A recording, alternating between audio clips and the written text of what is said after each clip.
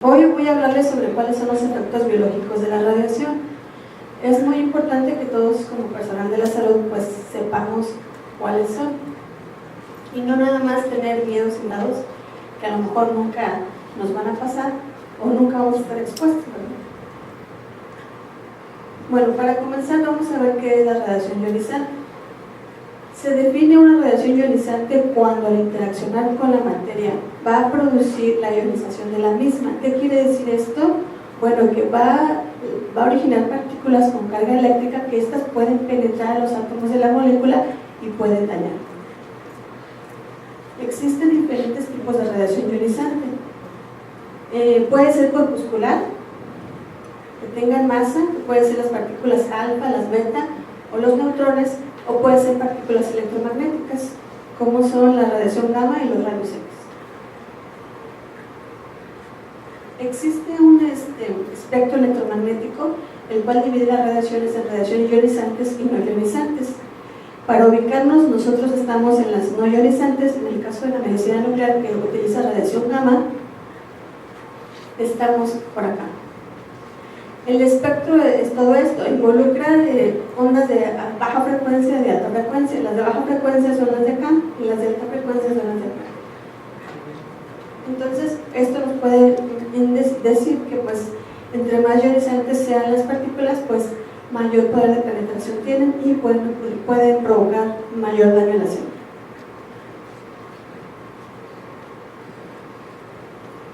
Sin embargo, no hay que considerar que, bueno, pues como seres humanos estamos expuestos a las radiaciones ionizantes de forma natural, o sea, las del medio ambiente. Y como podemos ver en esta imagen, pues el 56% de la radiación natural pues va a provenir de la corteza terrestre, o sea, eso ya vamos a estar expuestos de forma innata, ¿no? Y bueno, y por ende, pues como muchos alimentos se producen dentro de la tierra o son generados en la misma, pues muchos alimentos, que son aproximadamente el 17%, van a tener radiación corporal. Otro porcentaje, bueno, pues pertenece al espacio exterior.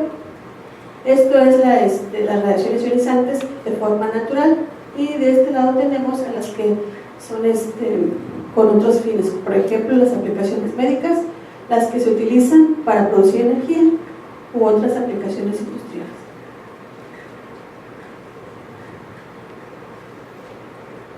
Bueno, pues ¿desde cuándo se conocen los efectos de la radiación? Pues casi desde que se conocieron los rayos X, desde que los descubrió Röntgen. Al siguiente año se vieron la primera quemadura de la piel por los efectos de los rayos X. Después, cuando en 1896 Henry Becquerel y Marie Curie descubrieron la radioactividad, para el siguiente año también se vieron los primeros casos de daño en la piel por radiación. Y hasta 1911 que se dio el primer informe de leucemia y cáncer de pulmón en las personas que estaban expuestas. De hecho, se menciona que Marie Curie murió por leucemia, porque pues tanto tiempo que estuvo expuesta a la radiación y pues de forma radiación importante, que manejaba y manipulaba con las manos y no usaba ninguna protección. Y ahora sí, tuvo 2 hijos. Bueno, pues, ¿cómo va a dañar la célula? La radiación va a transferir energía de las moléculas de las células en lo que es todos los tejidos vivos. O sea que no solamente las personas pueden afectar, también a los animales y cualquier ser vivo. Y esto va a resultar en que la célula se puede deteriorar, y esto puede ser de forma temporal, permanente o definitiva, ocasionándole la muerte. ¿Y de qué va a depender? Pues ahorita vamos a ver que va a ser de muchos factores. La gravedad del efecto va a depender de qué tipo de radiación es la que está siendo afectada el órgano de interés, cuánto es la dosis absorbida, cuál es la rapidez de absorción, la magnitud del área expuesta. No va a ser lo mismo una sola parte del cuerpo al cuerpo completo, ¿verdad? Y qué órgano es el que está expuesto, porque vamos a ver que existen órganos que son más radiosensibles que otros.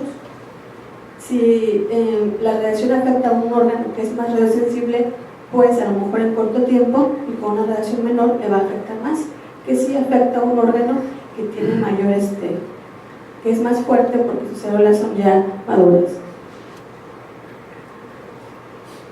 Existen principalmente dos tipos de exposición, la exposición aguda y la crónica. La aguda se considera aquella en la que existe una alta dosis de radiación durante un periodo corto de tiempo. ¿Y qué provoca? Bueno, pues como es una alta dosis en un poco tiempo, pues la capacidad de la célula para recuperarse pues es casi nada, ¿verdad? Entonces, ¿qué puede pasar? Pues puede morir. Estas exposiciones generalmente se dan en accidentes, por ejemplo, en accidentes nucleares que se han visto, los más comunes en los reactores nucleares. La gente que estuvo cerca del reactor y que sufrió una exposición a altas dosis, pues en ese momento murió, ¿verdad? ¿Por qué? Porque recibió una alta dosis en un periodo corto de tiempo, pues una explosión de un reactor de 60 segundos, ¿verdad? En cambio, la exposición crónica, esta es debida a bajas dosis en un periodo largo de tiempo. Aquí tiene una alta probabilidad de recuperación o reparación celular. ¿Por qué? Porque son pequeñas dosis, lo que hace que el cuerpo tenga la capacidad por sí mismo. Sabemos que millones de células tenemos y que se mueren y se vuelven a reparar, ¿verdad? Esta es la capacidad que tienen nuestras células, y por eso al personal que estamos expuestos a radiaciones ionizantes, pues tenemos otros periodos de vacaciones que permiten que nuestras células se reparen mientras estuvimos expuestos a radiaciones. Y como les había comentado, pues la radiación natural, existe radiación natural y radiación artificial a la que vamos a estar expuestos. La natural pues no la podemos eliminar, más bien la vamos a sumar a la que nos podamos exponer de forma artificial en el transcurso de nuestra vida.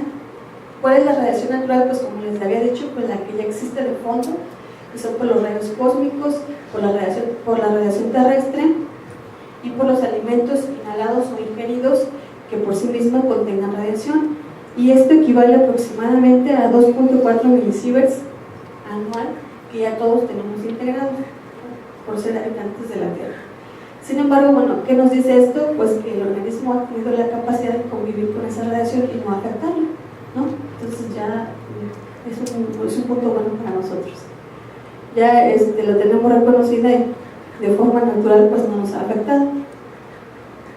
Y bueno, tenemos esta más la que nos podamos exponer en el transcurso de nuestra vida. ¿Y cómo nos podemos exponer? Ya sea con fines diagnósticos, estudios de imagen, rayos X, medicina nuclear, con fines ocupacionales. ¿Quiénes son estos? Pues todos los trabajadores que por nuestras actividades profesionales manejamos radiación ionizante, tipo rayos X, tipo rayo gamma, alfa u otro tipo. Y con fines terapéuticos, los pacientes que se exponen a cualquier tipo de tratamiento, ya sea con radiación gamma o beta, o ya sea a radioterapia u otro tipo de radiación. Entonces tenemos que ir sumándole este tipo de radiación a la que nos exponemos. Bueno, pues como les había comentado, pues la exposición interna involucra pues todo lo que ingerimos, y la exposición externa, como la que ya vimos, es la que podemos sumarle a nuestro cuerpo con estos fines diagnósticos, ocupacionales o terapéuticos. Y esta exposición, ya sea natural o artificial, pues puede provocar efectos biológicos. ¿Qué son estos efectos biológicos? Van a ser cambios que se producen en los seres vivos, consecuencia de la absorción de la energía. Esta energía interactúa con las células y provoca radiación. ¿Y cuál es el órgano blanco de la célula? Pues generalmente el ADN. Sin embargo, toda la célula se puede dañar, toda su estructura. Hay dos tipos de efectos a nivel celular que pueden provocar este daño: la acción directa, que causa ionización directa sobre la propia molécula, o sea, afecta directamente al ADN, o la acción indirecta. ¿Cómo va a pasar aquí? Bueno, pues va a ser el resultado de la formación de grupos atómicos muy reactivos dentro de la célula, que son los radicales libres. A través de los radicales libres se puede provocar daño. El daño en el ADN puede ser tanto en alguna hélice, en las dos, o en alguna de las bases del ADN.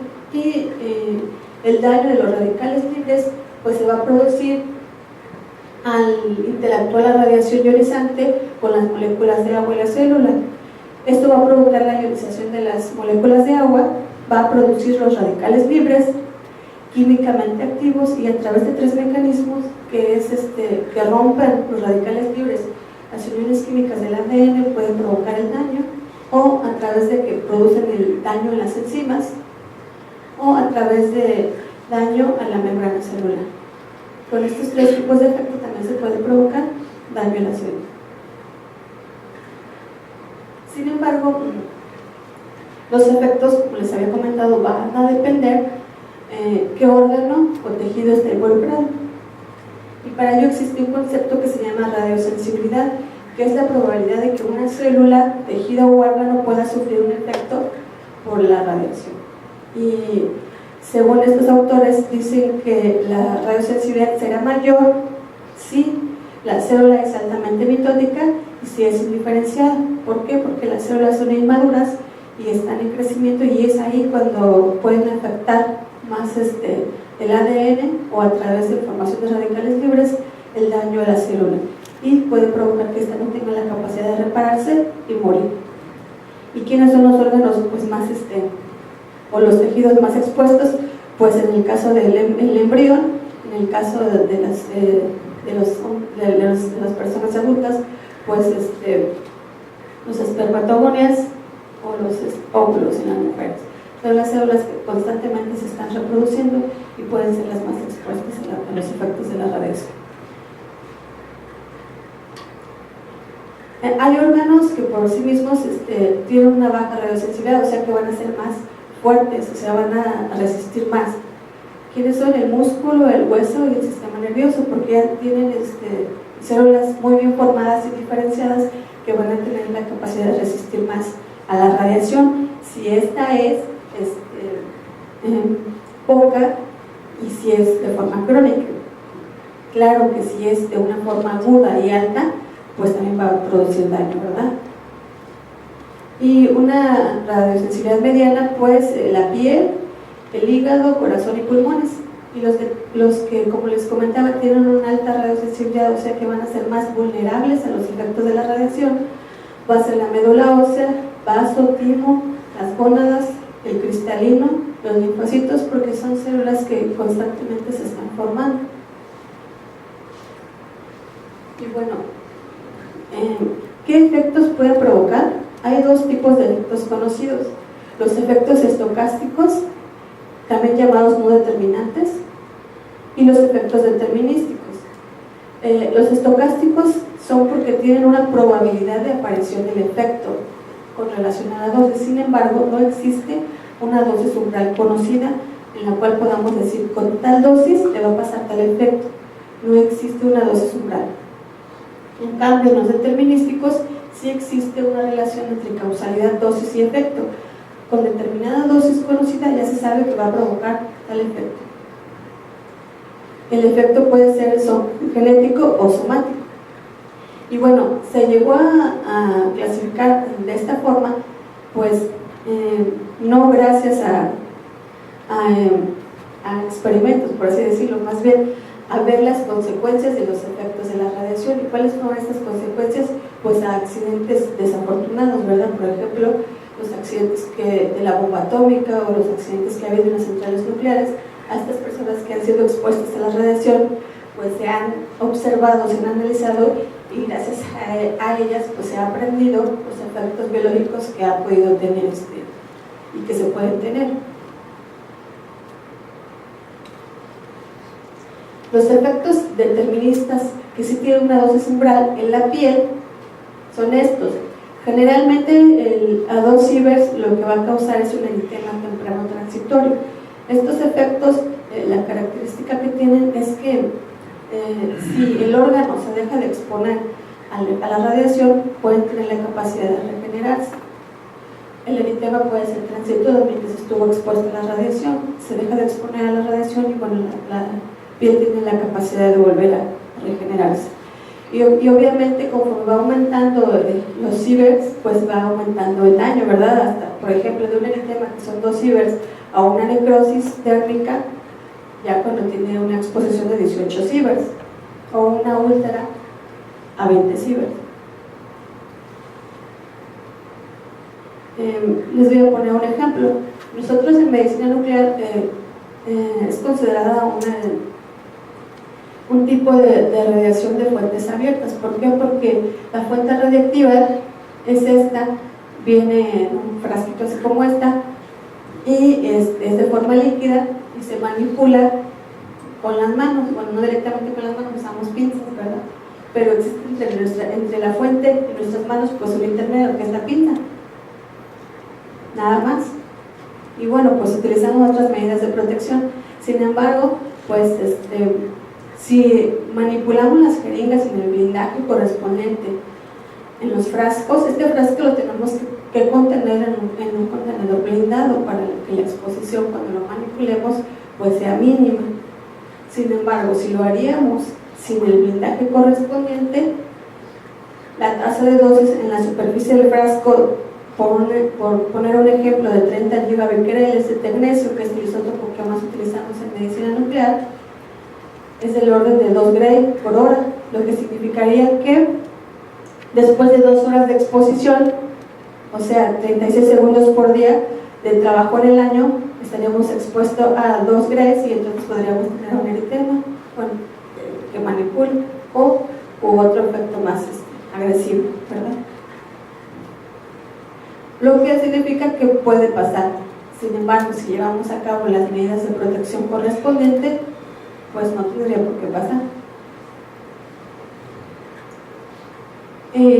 Estos también son efectos estocásticos. Por ejemplo, la exposición aguda a los testículos puede ocasionar una esterilidad permanente. A dosis menores puede ocasionar una esterilidad temporal.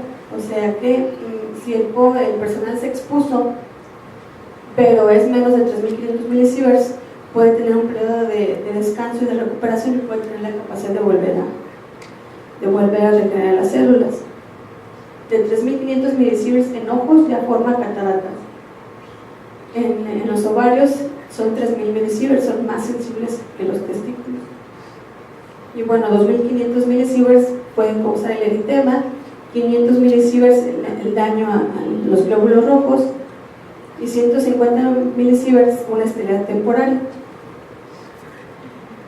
Sin embargo, los efectos determinísticos no ocurren esto no ocurre de forma rutinaria, o sea, en un servicio habitual o en una rutina normal no tendría por qué ocurrir. Esto ha ocurrido y se ha visto, como yo les comentaba, en situaciones de accidentes, ¿verdad? No ocurre en la práctica rutinaria normal, sino se han visto consecuencias de accidentes que en el transcurso de la experiencia con el uso de radiaciones pues se han visto. Una opacidad en el ojo de 0.5 a 2 sieverts, o ya la catarata a partir de 5 sieverts. Y en el cuerpo entero, eso es en órganos específicos. Cuando la radiación es del cuerpo completo, más de 50.000 milisieverts, pues ya es letal. Es una dosis letal que se ha visto, como les digo, en los casos de accidentes nucleares, de centrales nucleares, del personal que estaba manipulando el reactor, ser expuesto a ese nivel de dosis, pues ha sido letal. ¿Sí? Y bueno, pues cuando han sido dosis menores, de 1000 a 2000, pues causa el síndrome de radiación, que provoca náuseas, vómito, diarrea. Y este puede ser no letal, puede ser tratado.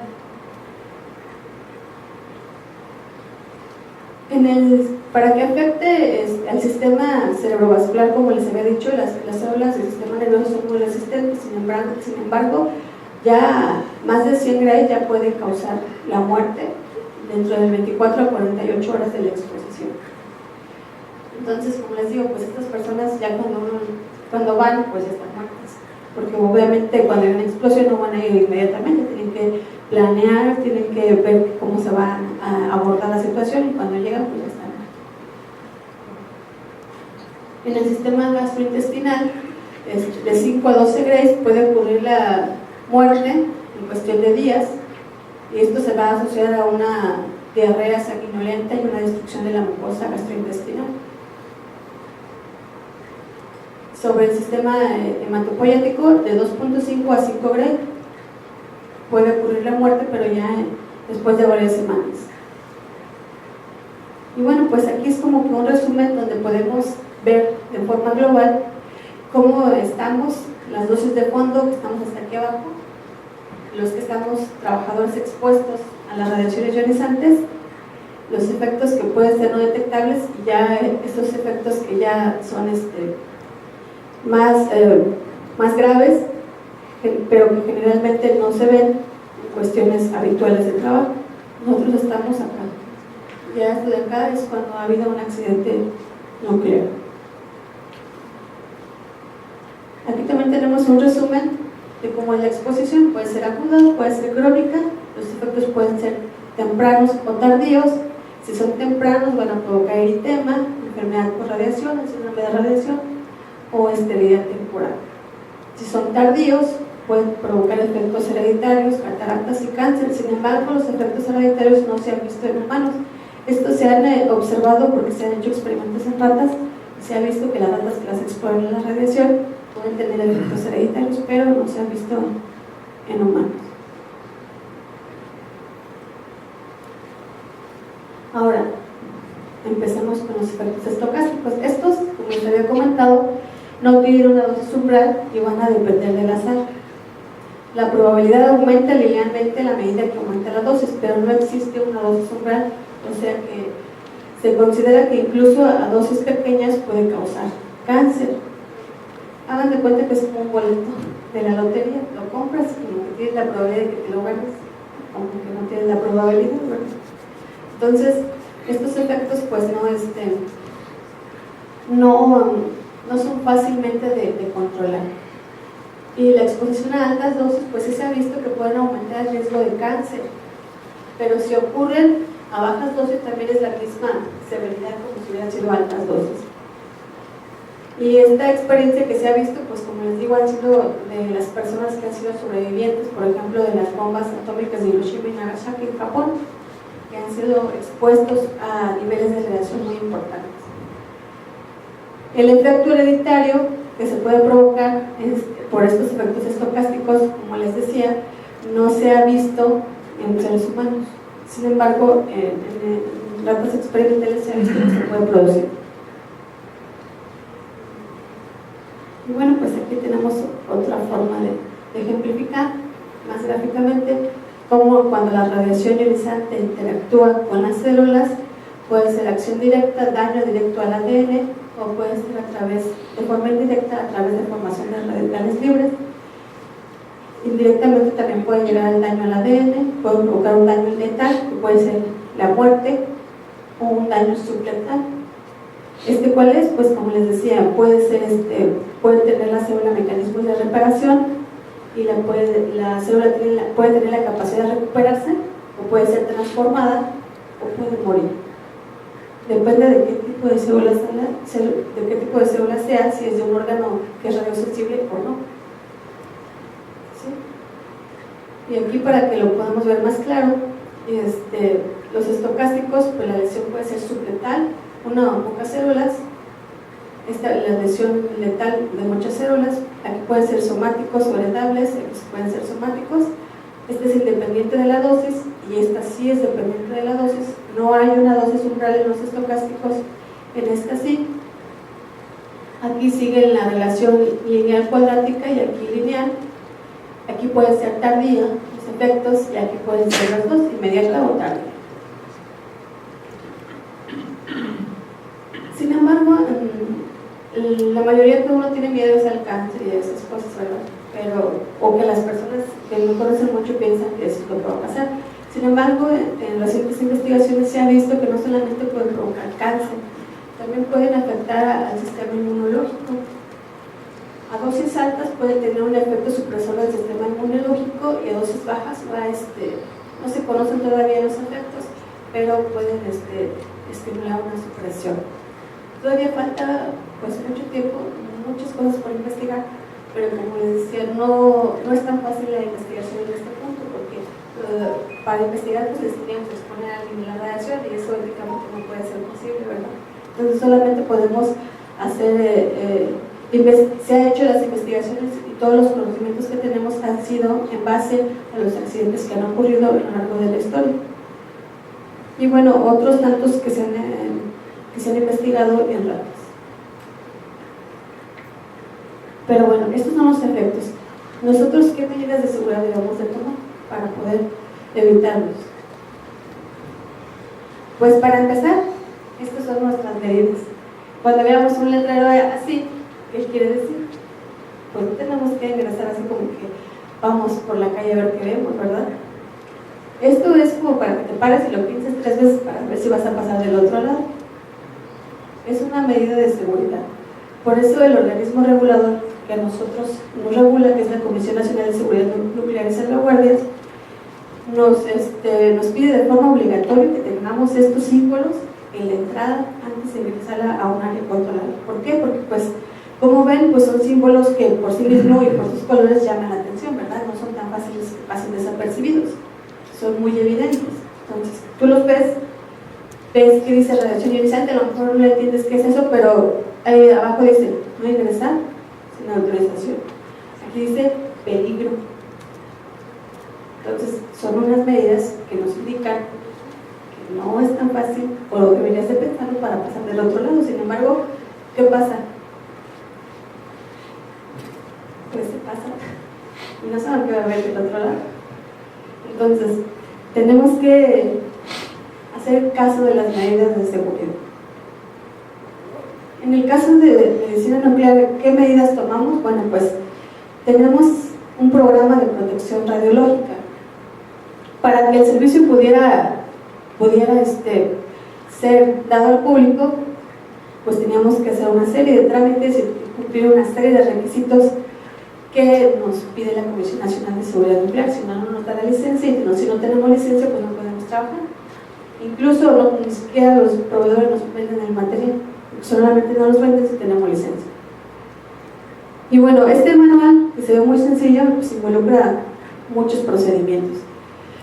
Una estructura organizacional, clasificación de las zonas dentro del servicio, vigilancia radiológica individual del lugar de trabajo, seguir las normas locales de supervisión, procesos con garantía de calidad, vigilar el transporte de material radiactivo, tener establecidos procedimientos de emergencia, vigilar los desechos radiactivos y todo esto tenerlo registrado. Por algo existe y hay que seguirlo. Hay que reducir el riesgo de contaminación no controlada, hay que tener bien definidas las zonas, el personal tiene que estar bien entrenado, los procedimientos tienen que ser seguros, documentados para el manejo de los radiofármacos, tanto para cuando se recibe el material, cuando se prepara, cuando se administra, cuando se dispensa, todo. Tiene que haber una vigilancia radiológica estrecha, o uso obligatorio de bata y guantes en la manipulación del material. Aquí es lo que les decía, aquí está nuestra fuente radiactiva, solo tenemos guantes y las pinzas que nos separan de la fuente. Y bueno, aquí tenemos el frasquito el contenedor blindado donde lo vamos a poner para evitar radiarnos, ¿verdad? Son segundos en los que lo sacamos y lo depositamos al contenedor blindado. Y bueno, pues el personal siempre tiene que estar bien entrenado. Tenemos que tener un control de visitantes, no todos pueden pasar. Por eso la Comisión nos pide que sea un área restringida. De hecho, el acceso es restringido, es electrónico y no todos pueden pasar. Tiene que haber un área exclusiva para pacientes. Nuestros pacientes no pueden estar circulando por todo el hospital o en las salas de espera habitual, como es el resto de los pacientes. Tiene que haber un blindaje estructural dentro del servicio, como donde vamos a tener los contenedores de radiación. Tenemos que tener un lugar donde almacenamos las fuentes. Tenemos que llevar un control estricto de los desechos radioactivos, donde los vamos a minimizar, segregar, tratar. Vamos a tener un control del vertido y una vigilancia radiológica ambiental. Todo eso lo llevamos en el servicio de medicina nuclear. Justamente ayer que tuvimos a la supervisora de reacreditación, la supervisora me decía: ¿y dónde está el almacén de material radiactivo? Y dije: pues está aquí adentro en medicina nuclear. Y dice: pues vamos. Y dije, no, es que no puede pasar. ¿Pero por qué no? Le digo, pues porque hay material radiactivo. O sea, no, es una zona controlada y no puede pasar nadie. Solamente, de hecho, solamente pasa una vez al día el joven a realizar el marcaje del material radiactivo. Y solamente por periodos cortos de tiempo, no más la radio metido todo el tiempo, porque se radia de forma innecesaria. Y me dice, pero es que en tal hospital me dejaron entrar y hasta me enseñaban esto, me enseñaban aquello, me enseñaban no sé qué. Y dije, bueno, pues en los hospitales, en este hospital se cumplen las normas de seguridad, y las normas de seguridad, que son normas oficiales, aplicadas de forma nacional y de forma internacional, nos dicen que es un área restringida y nadie puede pasar. Ya le expliqué cómo era el proceso, le dije, o sea, ¿quiere radiarse de forma innecesaria? Yo no creo que quisiera radiarse de forma innecesaria. Levante la mano. No creo, ¿verdad? Si ella se lo permitieron, desconozco el motivo, pero aquí no se puede. Y después de que le expliqué la situación y todo, ya entendió y se fue más, pues más tranquila, porque a lo mejor pensaba que no quería dejarla pasar porque no quería yo, ¿verdad? Pero es un control, como les digo, son medidas de seguridad que si están es para que las tomemos y para que las hagamos que se ejecuten. Y bueno, le digo, es que no solamente soy la coordinadora de servicio, también soy la responsable de seguridad radiológica, o sea, tengo doble responsabilidad. Entonces, si la comisión ve que hay alguien que no está autorizado en la licencia, que no es POI, que no tiene que estar ahí, pues nos sanciona a nosotros. Y como les decía, todo tenemos clasificado. Esta es la ruta de transporte del material radioactivo que debe de seguirse de forma obligatoria y que está autorizada por la comisión. El material radioactivo no llega por donde quiera ni los días que sea, tiene un horario establecido y tiene una ruta establecida. Y es material radioactivo, no puede llegar al almacén y abrirlo como todos los medicamentos que llegan eventualmente. Existe una razón, hay personas que las desconocen y creen que es cualquier cosa y hay que abrirlas y hay que verificar. No es tan sencillo, existen normas.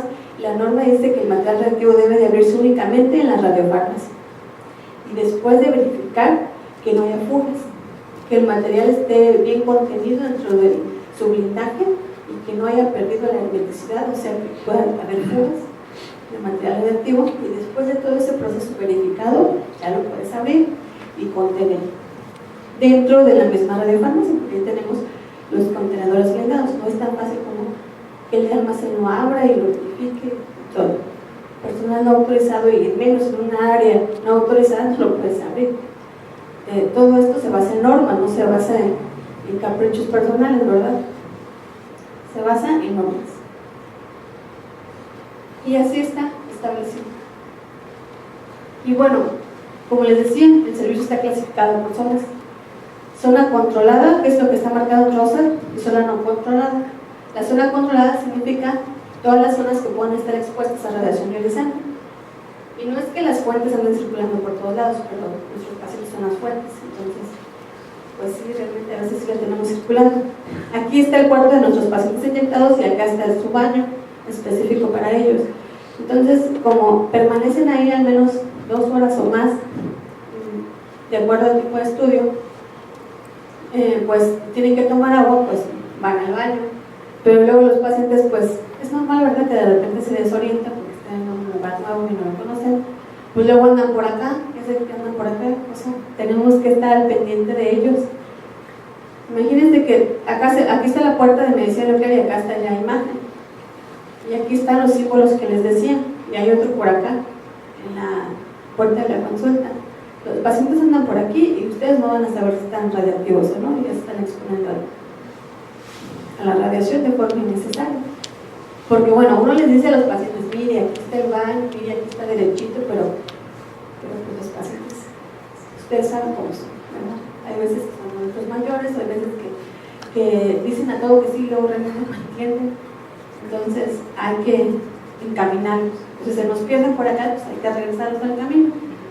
Entonces, no saben lo que van a encontrar del otro lado para acabar todo. Hay que hacer caso a las medidas de seguridad. ¿Qué puede suceder? ¿Cómo vamos a evaluar el riesgo o la seguridad que tenemos nosotros? Bueno, pues en todos estos procedimientos puede haber un incidente. Entonces hay que tener medidas de cada uno. Durante el transporte puede haber accidentes porque el material radioactivo no vive aquí, no nació aquí, lo transporta. Entonces puede haber pérdida de las fuentes radioactivas, como se ha visto en las noticias, o accidente del transporte, en el almacenamiento que se pierda. Durante el manejo de las fuentes puede haber una contaminación en los desechos, o el paciente mismo pues es una exposición no controlada, porque les digo, luego andan circulando por ahí aun cuando se le dan las indicaciones, o el mismo paciente, todos sus fluidos corporales pues contienen radiación, puede vomitar, puede tener algún otro accidente que pueda dejarnos una contaminación en el aire. Y bueno, pues también existen estos límites que tenemos que seguir y hacer caso. Las dosis efectivas para el personal POE son 20 milisieverts promediada a lo largo del periodo de 5 años, o no rebasar 50 milisieverts en un año. Y en cambio para el público, ¿quiénes son? Pues todos los que no son POE son públicos. 1 milisievert. Y bueno, aquí están las dosis que pueden causar efectos estocásticos. El cristalino nunca debemos rebasar 150 milisieverts porque pues estamos expuestos a que nos provoque un efecto estocástico en el cristalino, o en la piel 500 milisieverts, manos y pies 500 milisieverts. Entonces tenemos que procurar no rebasar estos límites para evitar que nos podamos tener alguno de los otros efectos biológicos. Sin embargo, como les decía, pues no hay que perder de vista que hay otras actividades que también nos pueden provocar riesgo, ¿verdad? Trabajar en medicina nuclear, pero también fumar es un riesgo. Vivir en una ciudad contaminada es riesgo. Viajar 6 minutos en canoa nos provoca también riesgo. Viajar en auto, en avión. Todo esto no son actividades que no son radioactivas, a lo mejor algunas. El viajar en avión sí, porque pues estás expuesto a la corteza terrestre y hay mucha radiación. Entre más alto, pues más radiación va a haber. Estás expuesto. Entonces, bueno, pues les voy a ver si me pueden ayudar a pasar este video. Este video es un video muy fácil y muy práctico, donde podemos ver cómo se transportan las fuentes radiactivas todos los días. ¿Nos escuchan? Aviones, barcos, trenes y camiones. Año tras año, estos se utilizan para transportar más de 20 millones de remesas de materiales radiactivos a sus lugares de destino en todo el mundo. Lugares en que se necesitan con urgencia para producir energía para usos diagnósticos y terapéuticos en la medicina, la industria, la investigación, la manufactura, la agricultura, la exploración de minerales y en nuestros hogares y su entorno. Los materiales radiactivos facilitan nuestra vida, la mejoran y la hacen más segura y saludable. La circulación de materiales radiactivos goza de un excelente historial de seguridad, gracias al cuidado de los remitentes, los responsables directos del transporte y los destinatarios, y a las normas rigurosas que han establecido a nivel mundial el Organismo Internacional de Energía Atómica y a nivel nacional los Estados miembros. Este es uno de una serie de vídeos cortos producidos por el OIEA sobre los aspectos esenciales del transporte seguro de materiales radiactivos. En él se explica para qué se utilizan realmente estos materiales.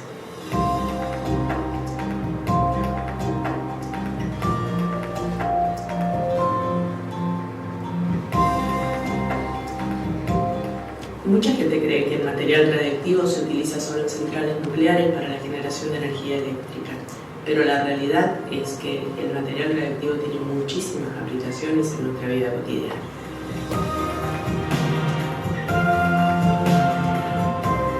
Sin duda, uno de los usos más conocidos de los materiales radiactivos es la producción de electricidad. Actualmente funcionan unos 440 reactores en 31 países que producen cerca del 10% de la capacidad de generación del mundo. Pero los materiales radiactivos tienen muchísimos más usos. Se utilizan en la agricultura para diversos fines como el control de plagas, la cría de ganado resistente a las enfermedades y la producción de cultivos más robustos. Se emplean en la industria, por ejemplo, para comprobar la calidad del acero en los vehículos, verificar fallos en motores de chorro y para controlar irregularidades en soldaduras. Se aplican en la investigación científica para fines como la datación de piezas antiguas, la fabricación y el ensayo de medicamentos y el tratamiento de enfermedades como el SIDA y el cáncer.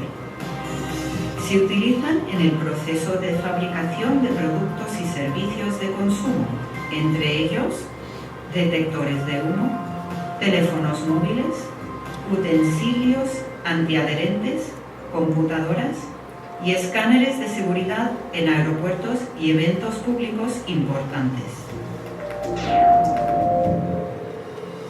En las regiones desérticas, donde escasea el agua dulce, se utilizan en plantas de desalinización. Y quizás, sobre todo, se emplean en la medicina para el diagnóstico y el tratamiento de enfermedades.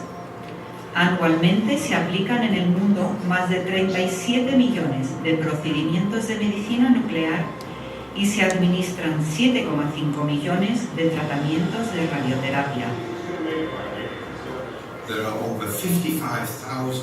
Hay 55.000 operaciones, procedimientos utilizados cada día en más de 50 países de todo el mundo.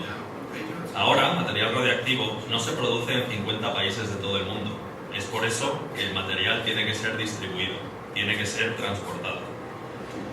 Así, todos los años se transportan a nivel mundial más de 20 millones de bultos de materiales radiactivos para asegurar que faciliten realmente nuestra vida, la mejoren y la hagan más segura y saludable.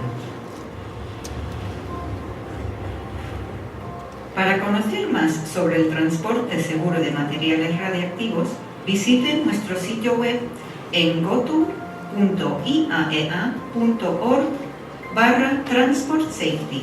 También merecen atención las otras 9 películas que componen esta serie, que en conjunto constituyen una gran introducción al cómo, el por qué y el para qué del transporte de estos bienes fundamentales.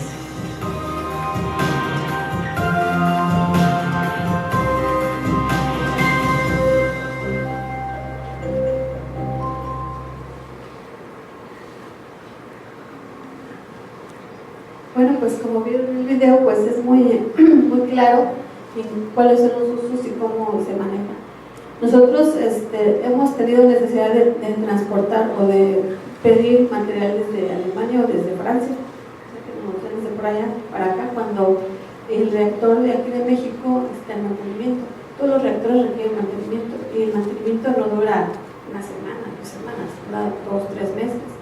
Tiempo en el que necesitamos pues otro lugar que nos dé el suministro del material, y en esos casos pues nos llega de Francia o de México. ¿En qué estamos nosotros ahorita? Bueno, pues en formar un comité de protección radiológica, porque bueno, tenemos que tener un hospital de alta especialidad, pues es un comité que esté entrenado y que esté con personal capacitado para tomar decisiones en materia de protección radiológica, y con gente experta y con conocimiento de causa, ¿verdad? ¿Para qué? Pues para ver cómo se manejan, cuál es el uso del manejo del material radiactivo y todo. Y bueno, a manera de conclusión, pues la radiación ionizante pues sabemos que puede dañar las células directa o indirectamente, creando radicales libres, puede ser la exposición aguda o crónica, los efectos pueden ser tempranos o tardíos, los efectos determinísticos tienen un umbral por el cual no existen efectos por encima del mismo y se asocian con altas dosis. Los estocásticos dependen del azar, tienen un periodo de latencia antes que el efecto ocurra, no existe una dosis umbral, por lo cual son posibles a bajas dosis. Y bueno, lo más importante, la radioprotección tiene como objetivo prevenir los efectos determinísticos. Estos los podemos prevenir porque sabemos que tiene una dosis umbral.